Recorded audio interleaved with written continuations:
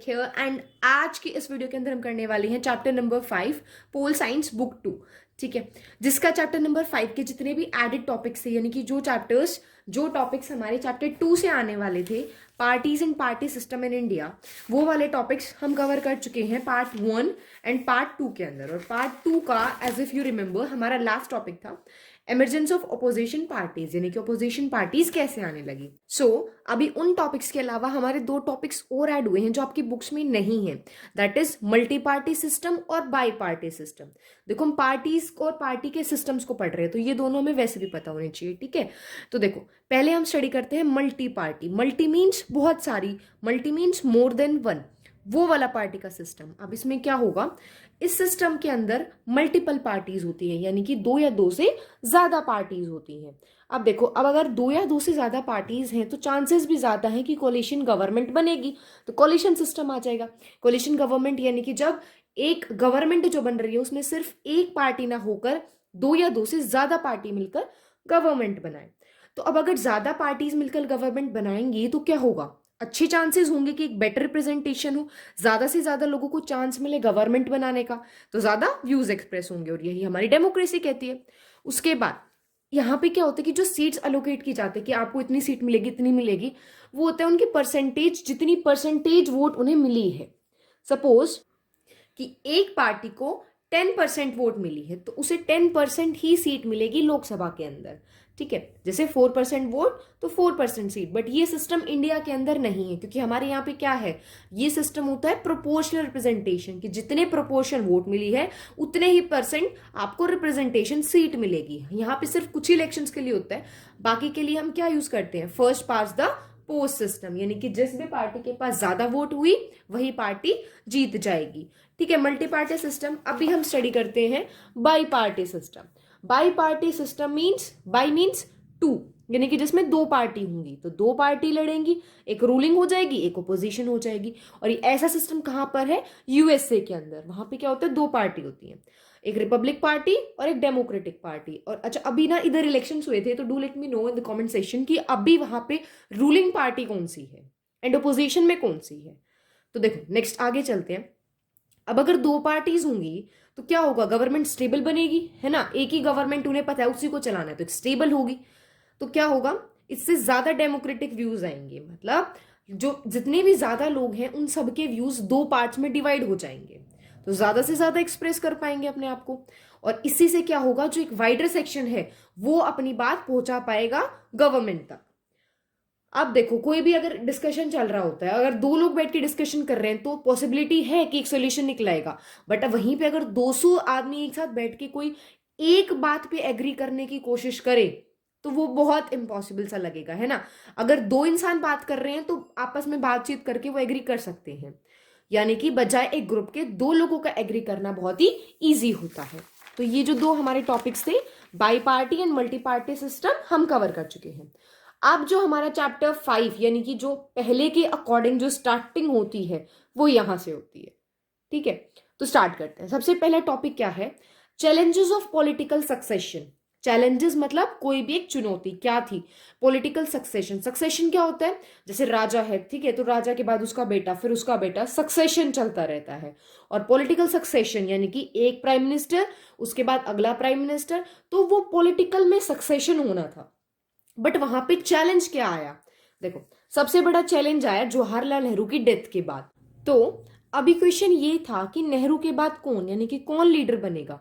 But इससे भी बड़ा क्वेश्चन ये था कि क्योंकि नेहरू ने पूरे सिस्टम को एक सिस्टमाइज वे में किया था, यानी कि सिस्टम को मतलब डेमोक्रेसी सेटअप हुई। देखो हमने पहले वाले चैप्टर्स के अंदर पढ़ा था, जो इसी का पार्ट था, कि जब डेमोक्रेसी हुई तो यूनिवर्सल अडल्ट फ्रेंचाइज थी, तो सभी ने कितना क्रिटिसाइज किया था इस चीज को, तो पूरा सिस्टम उन्होंने ही बनाया। तो अब ये बातें की जा रही थी नेहरू के बाद होगा क्या, यानी कि इंडिया के अंदर जो एक्सपेरिमेंट लाया गया है डेमोक्रेसी का, क्या वो रुक भी पाएगा या नहीं। तो 2 पॉसिबिलिटीज लाई गई। अब चलो डेमोक्रेसी रह जाती है, तो जो नई लीडरशिप आएगी, यानी कि जो नया लीडर बनेगा इस कंट्री का, क्या वो इस चीज को हैंडल कर पाएगा। ठीक है, ये बहुत एक सीरियस चैलेंजिंग क्वेश्चन बन गया था। और दूसरा था, मतलब मोस्ट ऑफ जो थे ना वो ये चाहते थे इंडिया किसी तरीके से डिसॉल्व हो जाए। अगर हम इंटरनेशनल सिनेरियो देखें तो उन्होंने क्या असम्पशंस किए कि यहाँ पे आर्मी रूल आ जाएगा, क्योंकि वो लोगों को कंट्रोल ही नहीं कर पाएंगे। तो ये जो 1960 वाला डिकेड था, डिकेड होता है जब 10 ईयर्स का टाइम पीरियड एक साथ होता है ना, मतलब 10 साल वाले टाइम पीरियड को हम बोलते हैं डिकेड। जैसे 100 ईयर्स होते हैं तो हम बोलते हैं सेंचुरी, तो 10 ईयर्स डिकेड। यानी कि 1960 वाला जो डिकेड था उसको डेंजरस डिकेड माना गया।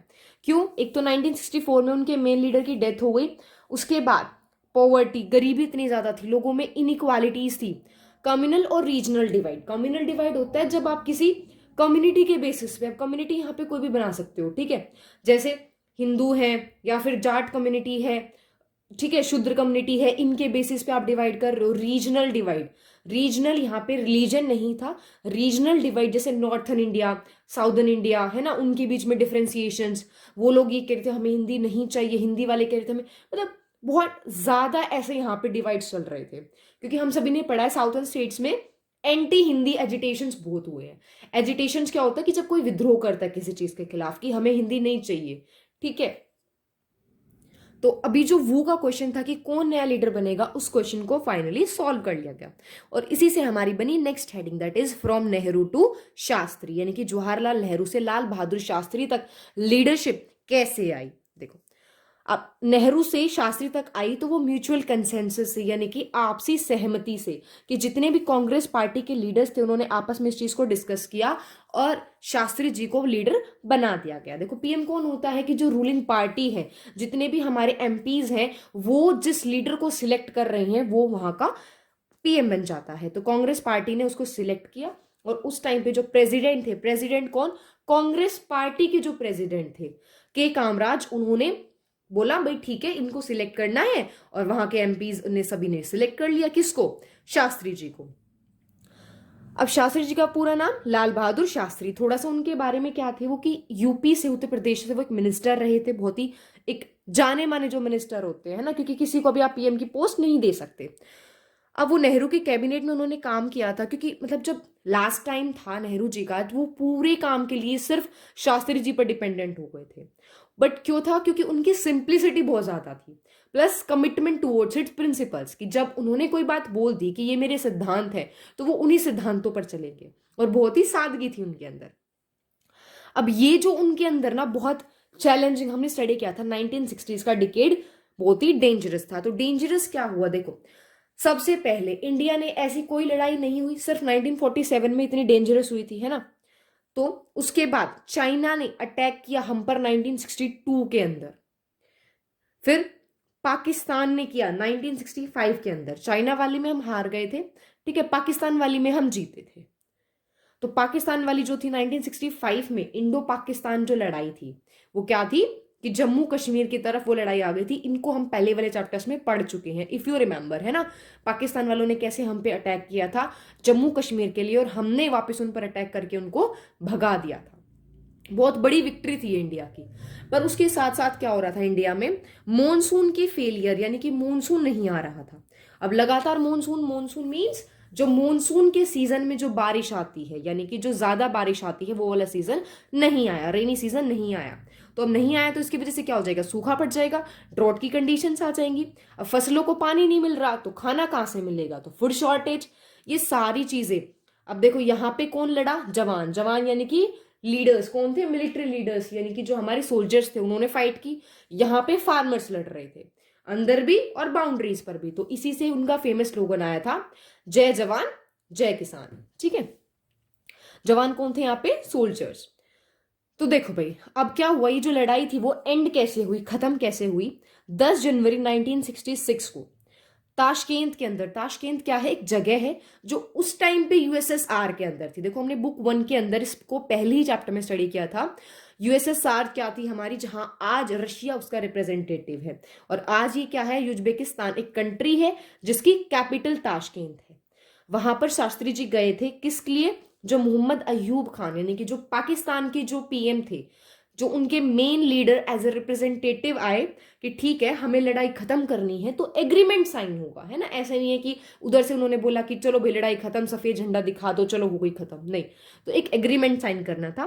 तो उसके लिए दोनों कंट्रीज जो है वो ताशकेंत गई हुई थी, दोनों ने साइन कर दिया। इंडिया से शास्त्री जी थी और पाकिस्तान से मोहम्मद अयूब खान। तो दोनों ने साइन किया, बट जैसे ही साइन किया उसके कुछ टाइम बाद जो शास्त्री जी की डेथ हो गई थी। तो 10 जनवरी 1966 को उनकी डेथ हो गई थी। अब ये बहुत चैलेंजिंग था क्योंकि अभी तो एक प्राइम मिनिस्टर की डेथ हुई है, अभी दूसरे की हो गई। अभी इस टाइम लीडरशिप चेंज हुई शास्त्री जी से इंदिरा गांधी के लिए, यानी कि शास्त्री से इंदिरा गांधी। तो अभी देखो, पहले हमने स्टडी किया जब शास्त्री जी को वो पोस्ट दी गई तो उनके बीच में म्यूचुअल कंसेंसस था, यानी कि एक साझेदारी थी, सभी ने सहमति थी, ठीक है, कोई वोट की जरूरत नहीं पड़ी थी, सभी ने कहा हाँ ठीक है शास्त्री जी को बना रहे, ओके जी डन, नो प्रॉब्लम। बट इस टाइम ऐसा नहीं था। इस टाइम क्योंकि कंपटीशन था दो लीडर्स के बीच में, एक थे मोरारजी देसाई और दूसरी थी इंदिरा गांधी। देखो मोरारजी देसाई जो थे वो सीएम थे बॉम्बे के, और बॉम्बे उस टाइम पे महाराष्ट्र प्लस गुजरात मिलाकर बॉम्बे बनता था, प्लस वो सेंटर में मिनिस्टर भी थे। अब इंदिरा गांधी जो थी, पहली बात तो वो नेहरू जी की डॉटर थी, ठीक है, और कांग्रेस की प्रेसिडेंट वो रह चुकी थी उस टाइम पर। और दूसरी बात क्या थी, वो यूनियन मिनिस्टर थी फॉर इंफॉर्मेशन, यानी कि जब शास्त्री जी का कैबिनेट था तो उस कैबिनेट में उनके पास मिनिस्ट्री थी for the union minister for information, ठीक है। जैसे बाल मंत्रालय, गृह मंत्रालय, ऐसे अलग अलग मिनिस्ट्रीज होते तो उन्हें इंफॉर्मेशन की मिनिस्ट्री दी गई थी।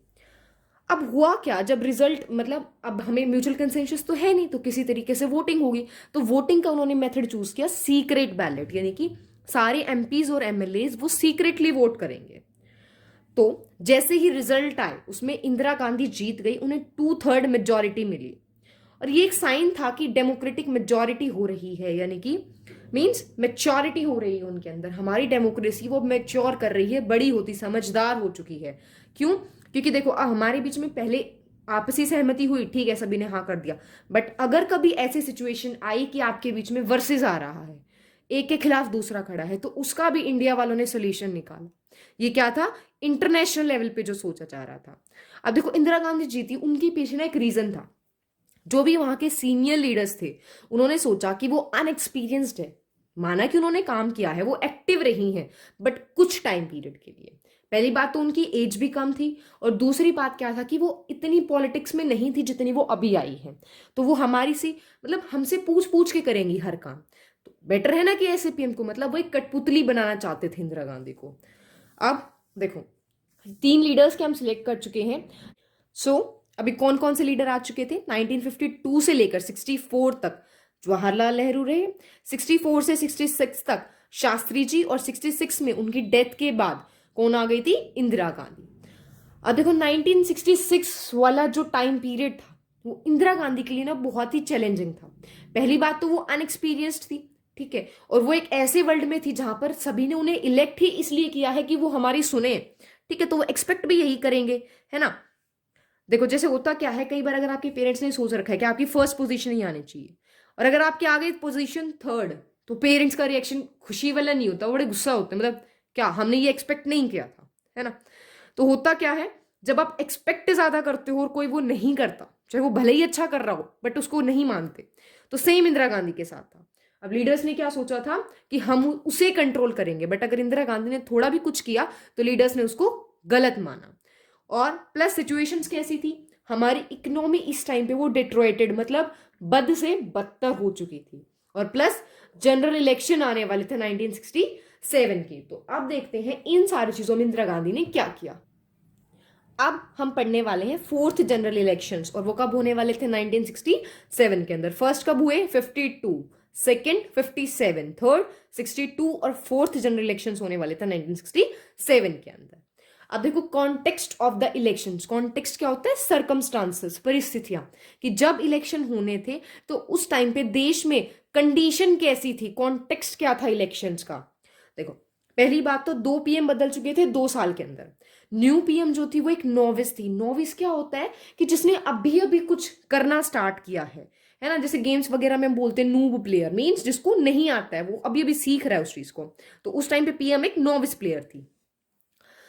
प्लस हमारे यहाँ पे इकोनॉमिक क्राइसिस था। क्राइसिस होता है एक ऐसी सिचुएशन जिसको आप हैंडल करने में ना बहुत डिफिकल्टी आती हो, उसे हम बोलते हैं इकोनॉमिक क्राइसिस। तो देखो अब ये इकोनॉमिक क्राइसिस को समझेंगे, यानी कि एक चीज की वजह से दूसरी चीजें कैसे डिस्टर्ब हुई, और दूसरी की वजह से तीसरी, और तीसरी की वजह से पूरा सिस्टम। पहले देखो सिंपल सी बात थी कि मॉनसून नहीं हुआ। मॉनसून मीन्स बारिश नहीं हुई काफी लंबे टाइम तक। तो उसकी वजह से ड्रॉट की सिचुएशंस आ गई, सूखा पड़ गया। अब पानी नहीं है फसलों में तो क्या हो जाएगा, खेती भी नहीं होगी। तो एग्रीकल्चर प्रोडक्शन यानी कि जो खेती से उत्पादन होने वाला था, यानी कि जो फसलें हमें देने वाली थी, वो नहीं हुई। अब फसल नहीं हुई तो खाने के लिए नहीं होगा, तो खाने के लिए नहीं होगा तो क्या हो जाएगी, खाने की कमी हो जाएगी, शॉर्टेज हो जाएगी। अब देखो हमारे देश में तो खाना है नहीं, तो हमें क्या करना पड़ेगा, बाहर से खाना खरीदना पड़ेगा। अब दूसरी कंट्री से खरीदेंगे, अब दूसरी कंट्री से अगर हम खरीद रहे हैं तो क्या हुआ, हमारे पास उनकी करेंसी में हमें एक्सचेंज करना पड़ेगा। ऐसे नहीं है कि अगर हम यूएसए से खाना खरीदेंगे तो उन्हें रुपए देंगे, नहीं, हमें उनको डॉलर देना होगा। तो हमारा जो फॉरेन रिजर्व था, फॉरेन रिजर्व यानी कि जितना भी हमारे पास फॉरेन करेंसी का जो रिजर्व खजाना जो था, जितना भी हमने जोड़ रखा था, वो सभी कम होना स्टार्ट हो गया। और दूसरा यहाँ पे खाने की कमी की वजह से क्या हुआ, देखो जो एग्रीकल्चर इंडस्ट्री होती है ना, यानी कि जो एग्रीकल्चर वाला डिपार्टमेंट होता है, वो हमारी इंडस्ट्रीज का बेस होता है ना। मान लो अगर एक कोई भी चीज बन रही है तो उसमें एग्रीकल्चर प्रोडक्ट्स की बहुत इंपॉर्टेंट रोल होता है। तो अभी क्या होने लगा, अगर खाने की कमी हो रही है तो इंडस्ट्रियल प्रोडक्शन भी कम हो गया, इंडस्ट्रीज भी उतना प्रोड्यूस नहीं कर पा रही थी। तो जो थोड़ी बहुत भी अगर हम बाहर भेजते थे वो भी हमने बाहर भेजना कम कर दिया। तो यानी कि यहाँ पे क्या हो रहा था, सिर्फ पैसे खर्च हो रहे थे, जो कमाने के साधन थे वो कम हो गए। ना हमारे पास खाना है, ना हमारे पास पैसे हैं, ना हम कुछ कमा रहे हैं। अब देखो ये तो था हमारे एग्रीकल्चर की वजह से। दूसरा क्या था, मिलिट्री एक्सपेंडिचर बढ़ गया था। मिलिट्री एक्सपेंडिचर क्या होता है कि जो मिलिट्री मींस जो हमारा डिफेंस डिपार्टमेंट है, उस पर जो हम खर्चा कर रहे हैं वो खर्चा बढ़ गया था। अब वो खर्चा क्यों बढ़ा था, क्योंकि दो लड़ाइयों की वजह से। पहले तो 1962 में हमने चाइना के साथ लड़ाई लड़ी, 65 के अंदर हमने पाकिस्तान के साथ लड़ाई लड़ी। अब देखो हुआ क्या, तो हमें हर चीज के लिए रेडी रहना पड़ता था, क्योंकि दो लड़ाइयां लड़ चुके हैं तो कोई भी अब लड़ाई हो सकती है। पहले इंडिया क्या था, बड़ा ही शांति प्रिय देश था, है ना। तो अब हुआ क्या, जब इतनी लड़ाइयां हो रही हैं तो इंडिया को भी तो रेडी रहना पड़ेगा ना, आफ्टर ऑल उससे अपने लोगों को बचाना होगा। अब इन सब चीजों की वजह से हुआ क्या, अब इस टाइम पे लीडर कौन थी, इंदिरा गांधी लीडर थी, है ना। अभी अभी उन्होंने जस्ट लिया है 1966 के अंदर। और तो देखो हमें फूड खरीदना था यूएस से, जितना भी हमने फूड खरीदा वो काफी हमने यूएस से खरीदा था। तो इंदिरा गांधी ने सबसे पहले यहाँ पे क्या किया था कि इंदिरा से के टाइम पे जो $1 की कीमत थी वो हमारे ₹5 की कीमत थी। और इंदिरा गांधी ने $1 को ₹7 के इक्वल कर दिया गया। सभी ने क्रिटिसाइज किया, बट सभी को पता था क्योंकि हमें यूएस से खाना खरीदना है, अनाज, बेसिक रिक्वायरमेंट, तो ऑफकोर्स वो प्रेशर बनाएगा, है ना। जैसे अगर आप किसी से पैसे ले रहे हो, इंटरेस्ट पे ले रहे हो, आप उसके पैसे भी रिटर्न करोगे, वो इंटरेस्ट भी दोगे, प्लस वो आप पे दबाव भी बनाएगा। तो सेम चीज इंडिया के साथ हो रही थी। तो इन सब चीजों की वजह से क्या हुआ, देखो ना हमारे पास खाना है, ना हमारे पास पैसे हैं, हमारा पैसा जो था उसकी वैल्यू भी गिर रही थी। तो लोग इस चीज के लेकर ना प्रोटेस्ट करने लगे, क्योंकि क्या हुआ, उनकी रोजी रोटी छिनती जा रही थी, ना उनके पास एम्प्लॉयमेंट थी। जो सरकारी जो एम्प्लॉयमेंट थी, यानी कि जो सरकारी नौकरी जो लगे हुए थे, उनको तनख्वाह नहीं मिल रही थी। तो लोगों ने प्रोटेस्ट किया इस चीज को लेकर, तो उन्होंने बंद किए, कहीं पे हड़ताल करने लग गई। तो गवर्नमेंट ने क्या देखा कि ये ना सिर्फ एक लॉ एंड ऑर्डर प्रॉब्लम नहीं है, मतलब यहाँ पे लोग प्रोटेस्ट नहीं कर रहे हैं, ये सिर्फ और सिर्फ एक लॉ एंड ऑर्डर प्रॉब्लम है। अभी नेक्स्ट टॉपिक है नॉन कांग्रेसिज्म, यानी कि कांग्रेस के खिलाफ। ये ना एक थ्योरी थी जो राम मनोहर लोहिया यानी कि जो एक लीडर थे, उन्होंने इस थ्योरी को दिया। अब देखो ये सारी सिचुएशन हमने सीखी, तो उसमें क्या था, लॉ एंड ऑर्डर, लोग प्रोटेस्ट कर रहे थे, है ना, देश में पैसा नहीं था, एग्रीकल्चर प्रोडक्शन नहीं था, इंडस्ट्रियल प्रोडक्शन नहीं था, मिलिट्री एक्सपेंडिचर बढ़ गया था। तो ये सारी सिचुएशन ना पॉलिटिक्स से अलग नहीं रह पाई। तो जो ओपोजिशन था, अब उन्हें ना ये चीज रियलाइज हो गई थी। देखो हमने क्या देखा था कि ऑटोमेटिकली बूस्टेड यानी कि आर्टिफिशियली बूस्टेड जो सिस्टम था, यानी कि कांग्रेस एक्चुअल में इतनी वोट नहीं ले रही थी, क्योंकि ओपोजिशन अलग अलग थे, एक साथ नहीं था, इसलिए कांग्रेस जीतती थी। अब यही बात कांग्रेस को रियलाइज हो गई थी, यानी कि जो ओपोजिशन था कांग्रेस का, उसको रियलाइज हो गई थी, और उनकी तो ये सारी चीजों ने समझ में आने लगी कि उनकी वोट डिवाइडेड है, इसी वजह से कांग्रेस पावर में रहती है। तो ओपोजिशन ने क्या किया कि खुद को ऑर्गेनाइज कर लिया, यानी कि अलग अलग जो पार्टीज थी वो सभी एक साथ मिलकर सोचने लगी। अब हुआ क्या, जो नॉन कांग्रेसिज्म थी वो राम मनोहर लोहिया ने ली। उन्होंने कहा कि एक साथ आएंगे और अपनी वोट्स को शेयर करेंगे और गवर्नमेंट बनाएंगे। अब ये सारी सिचुएशंस के अंदर जो थ्योरी थी नॉन कांग्रेसिज्म, सिंपल सा है, पॉलिटिक्स इन सारी सिचुएशन से अलग नहीं थी। ऑपोजिशन को ये बात रियलाइज हो गई थी कि उनकी वोट डिवाइडेड है, इसी वजह से कांग्रेस पावर में रहती है। तो हम सब एक साथ आएंगे और अपनी पावर गेन करेंगे, यानी कि अपनी वोट शेयर करके हम गवर्नमेंट बनाएंगे। तो जब नॉन कांग्रेसिज्म जो थ्योरी राम मनोहर लोहिया ने दी थी, उसको उन्होंने एक्सप्लेन किया कि ये आखिरकार ये थ्योरी है क्या।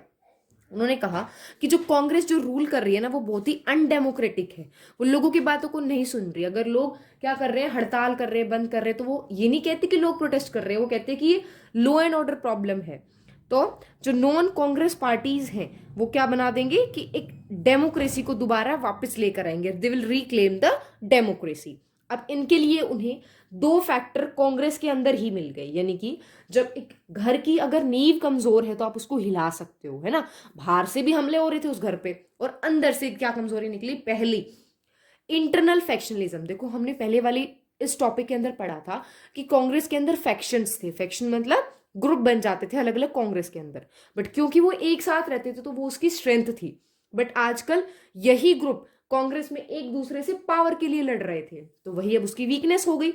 प्लस जो इनएक्सपीरियंस था इंदिरा गांधी का, तो उन्हें लगा कि ये बिल्कुल इस लेडी को हम हरा सकते हैं।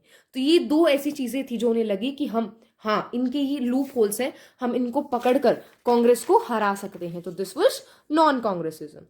नेक्स्ट टॉपिक आता है इलेक्टोरल वर्डिक्ट।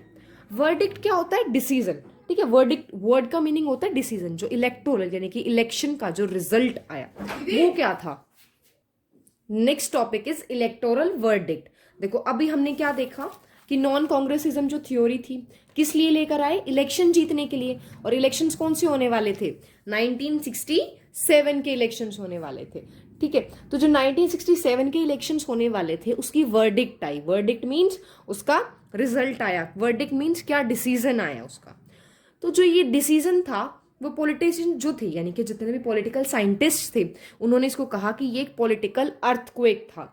यानी कि कांग्रेस जो एक धरती थी जो कभी से अपनी पावर को मेंटेन करके रखी हुई थी, बट अचानक वो पावर हिल गई तो अर्थक्वेक आ गया।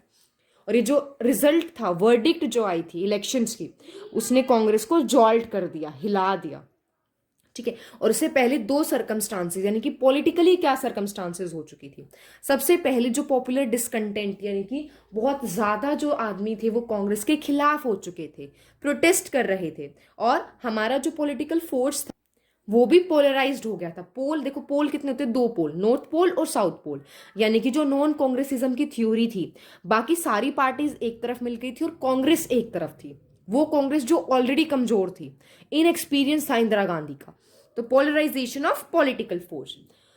अब जो लोकसभा के इलेक्शंस थे, जनरल इलेक्शंस थे 1967 के, फोर्थ इलेक्शंस। तो अब यहाँ पे क्या हुआ, ऑल तो कांग्रेस जीत गई, उसको मेजोरिटी मिली, बट लोएस्ट टैली। टैली क्या होता है, देखो आपकी बुक में ना बहुत बार इस वर्ड का यूज किया गया है। देखो जब हम डाटा लिखते हैं, बार ग्राफ्स बनाते हैं, डाटा बनाते हैं, तो उसमें क्या लिखते हैं, टैली, फ्रीक्वेंसी, है ना। तो टैली हम वहां पे यूज करते हैं नंबर्स के लिए, बट जहां पे 3, 4, 5 ऐसे नंबर्स का कंपैरिजन करना हो। कंपैरिजन यानी कि जैसे हम लिखते हैं फ्रीक्वेंसी 2, तो हम साइन बनाते हैं ना ऐसे डाल के, लाइक 10, 3, तो ऐसे हम डालते हैं 3, 4 ऐसे करके, तो ये टैली होता है। मतलब जब हम पिछले काफी सारों को एक साथ रखते हैं तो हम उसको टैली बोलते हैं। तो यानी कि नंबर, सबसे कम नंबर ऑफ वोट्स मिली थी सिंस 1952 में। और जो स्टेट लेवल था उसमें तो कांग्रेस का बुरा हाल था, क्योंकि वो 7 स्टेट में तो वो कंप्लीटली हार गई थी, और जो बाकी के जो 2 स्टेट थे वहां पर डिफेक्शन की वजह से कांग्रेस हार गई। डिफेक्शन होता है कि कोई भी एमएलए या फिर कोई भी जो लीडर है उसने कांग्रेस की सीट ली, कांग्रेस की टिकट ले ली, ठीक है, कांग्रेस का कैंडिडेट बन के इलेक्शन लड़ा, जीत गया, बट जीतने के बाद वो किसी और पार्टी में चला गया, तो जिसकी वजह से कांग्रेस की इलेक्शन, कांग्रेस की गवर्नमेंट वहां पर नहीं बन पाई। तो वो ऐसी कौन सी स्टेट थी जहां पर नहीं बन पाई, तो वो थी पंजाब, हरियाणा, उत्तर प्रदेश, मध्य प्रदेश, वेस्ट बंगाल, उड़ीसा, मद्रास एंड केरला, ठीक है। ये वो स्टेट्स थी जहां पर हमारी गवर्नमेंट नहीं बन पाई। यहाँ पे कौन सी थी, कोलिशंस की गवर्नमेंट बनी। कोलिशन किसकी, जो नॉन कांग्रेस पार्टीज थी। और मद्रास, यानी कि उस टाइम पे जो मद्रास था, आज का तमिलनाडु, वो एक ऐसी स्टेट थी जहां पर एक सिंगल पार्टी रूल था। मतलब या तो बाकी स्टेट्स में कांग्रेस का राज था, जो कांग्रेस के अलावा थी वहां पे नॉन कांग्रेस, मतलब कोलिशन पार्टी, जितनी भी नॉन कांग्रेस पार्टी है, अपना कोई वो नहीं है, जस्ट कि हम कांग्रेस के खिलाफ हैं, वो थी नॉन कांग्रेस पार्टी। तो सिर्फ यानी कि डीएमके, द्रविडम मुनेत्रम कझगम जो पार्टी थी वो तमिलनाडु के अंदर उस टाइम पे क्या था, मद्रास, वो थी। और उन्होंने क्या किया था, एंटी हिंदी एजिटेशन, यानी कि क्या हो रहा था कि ये बोला जा रहा था कि हिंदी को ऑफिशियल लैंग्वेज मानेंगे। बट उन लोगों का क्या था कि जब हमें हिंदी नहीं आती, ठीक है, तो हम कैसे इसको ऑफिशियल लैंग्वेज मान सकते हैं। ऑफिशियल मतलब कंपलसरी है, ठीक है, अगर आपको कोई भी सरकारी कामकाज करवाना है तो हिंदी में करवाना है, वो चीज तो प्रॉब्लमैटिक थी। तो इसलिए उन्होंने कहा कि नहीं, तो उन्होंने एंटी हिंदी एजिटेशन करना स्टार्ट कर दिया। और डीएमके कहती थी कि हम आपके साथ हैं, स्टूडेंट्स के साथ, तो इस वजह से ये जीत गई थी। और यहाँ पे कांग्रेस के बहुत सारे ऐसे लीडर्स थे जो हार गए थे, और कुछ ऐसे थे जो बहुत पॉपुलर थे, जैसे कि तमिलनाडु से के कामराज थे, ठीक है, महाराष्ट्र से एस के पाटिल थे, वेस्ट बंगाल से अतुल्य घोष थे, बिहार से के बी शाह थे। तो ऐसे बहुत सारे लीडर्स थे जो हार गए थे। Now the next topic is coalition. Coalition क्या होता है, जब दो या दो से ज्यादा पार्टीज एक साथ आ जाए, किस लिए, गवर्नमेंट बनाने के लिए। तो देखो अभी हमने देखा कि जो बहुत मतलब जो बाकी स्टेट्स थी वहां पे क्या थी, कोलिशन गवर्नमेंट बनी थी। तो कौन सी वो कोलिशन गवर्नमेंट थी, तो जितनी भी नॉन कांग्रेस पार्टीज थी, यानी कि वो पार्टी जो कांग्रेस के खिलाफ थी, उन्होंने क्या बनाया, संयुक्त विधायक दल, यानी कि जॉइंट लेजिस्लेटिव पार्टीज, ये उनका नाम था, जिसको हमने पॉपुलरली कहने लगे कि एसवीडी पार्टीज। तो फॉर एग्जाम्पल जैसे देखो पंजाब के अंदर क्या बना, उस कोलिशन का क्या नाम था, यूनाइटेड फ्रंट, और उसके अंदर दो ग्रुप कौन थे, एक तो संत ग्रुप और दूसरा मास्टर ग्रुप। बिहार के अंदर एसएसपी और बीएसपी, ये क्या है, एग्जाम्पल है, जब आप लिखोगे कि कोलिशन या फिर कोलिशन की गवर्नमेंट किस तरीके से आए, तो ये एग्जाम्पल आपको डालने होंगे। बट ये जो कोलिशन था ना, वो आइडियोलॉजिकली इनकॉन्ग्रुएंट था। इनकॉन्ग्रुएंट होता है इनकम्पैटिबल, यानी कि मतलब मेल नहीं खाने वाला, कि अगर ये दोनों पार्टी मिल रही हैं तो इनकी आइडियोलॉजी में कुछ तो सिमिलैरिटी होनी चाहिए। नहीं, ऐसा नहीं था कि उनकी आइडियोलॉजी मिलती है या उनके विचार सेम है, नहीं, सिर्फ एक चीज कॉमन थी कि वो कांग्रेस को पावर में नहीं रखना चाहते थे। अब देखो हमने इससे पहले स्टडी किया था कि डिफेक्शन की वजह से भी नहीं बन पाई, तो ये वो दो रीजन थे जिसकी वजह से कांग्रेस की गवर्नमेंट नहीं बन पाई थी, है ना, जीतने के बाद भी। तो इसी में से दूसरा रीजन है डिफेक्शन। डिफेक्शन क्या होता है कि एक इलेक्टेड रिप्रेजेंटेटिव, आप जीत चुके हो इलेक्शन, ठीक है, लीव्स द पार्टी, पार्टी छोड़कर जा रहा है जिसके सिंबल पर उसने इलेक्शन लड़ा था, और दूसरी पार्टी को ज्वाइन कर लेता है। यानी कि मान लो कोई भी लीडर, अगर वो कांग्रेस की पार्टी से उसने टिकट ली, भाई मैं इलेक्शन लड़ रही हूँ कि मैं कांग्रेस की कैंडिडेट हूं, मुझे वोट दीजिए, ओके जी, मैं जीत गई, बट जीतने के बाद मैं दूसरी पार्टी में चली गई, ठीक है, तो ये जो प्रोसीजर था ये था डिफेक्शन। और इसकी वजह से क्या हुआ, कांग्रेस के जो लेजिस्लेटर्स थे, लेजिस्लेटर्स कौन होते हैं, वो लीडर्स तो जो लेजिस्लेशन में जाएंगे, लेजिस्लेटिव असेंबली में जाके बैठने वाले थे, उनके रिप्रेजेंटेटिव्स, उनके लीडर्स, वो कहां पे चले गए, ब्रेक अवे, वहां से छूट गए, उनसे टूट गए। और ये कहाँ पे हुआ था, हरियाणा में, मध्य प्रदेश और उत्तर प्रदेश में। अब यहाँ पे एक इंस्टांस दिया गया है आपकी बुक के अंदर, दैट इज आयाराम और गयाराम, ठीक है। तो ये क्या था, ये एक बेसिकली जो हम बोलते हैं ना कि ह्यूमरस वे में, पॉलिटिक्स में जैसे बहुत सारे ऐसे ह्यूमरस डायलॉग्स आते हैं, तो उसी तरीके का ये एक डायलॉग था। अब ये किस लिए किया, क्योंकि frequent floor crossing by the legislators, legislators कौन थे, वो इलेक्टेड लीडर्स, यानी कि जीते हुए लीडर्स जो असेंबली के मेंबर्स हैं, जो वो फ्लोर क्रॉसिंग करते हैं। फ्लोर क्रॉसिंग मीन्स यहाँ पे क्या था, फ्लोर क्रॉसिंग क्या होता है, देखो एक घर का फ्लोर अलग होता है ना, दूसरे घर का फ्लोर अलग होता है, यानी कि जब आप एक घर से दूसरे घर में जा रहे हो, है ना, तो ये क्या था, फ्रीक्वेंट फ्लोर क्रॉसिंग। तो यहाँ पे एक एग्जाम्पल था गयालाल का। गयालाल भी एक ऐसे ही एमएलए थे हरियाणा से, 1967 के इलेक्शंस के अंदर वो जीते थे। अब उन्होंने क्या किया, टिकट तो ली कांग्रेस की, जीते, बट जीतने के बाद वो किस में चले गए, यूनाइटेड फ्रंट में।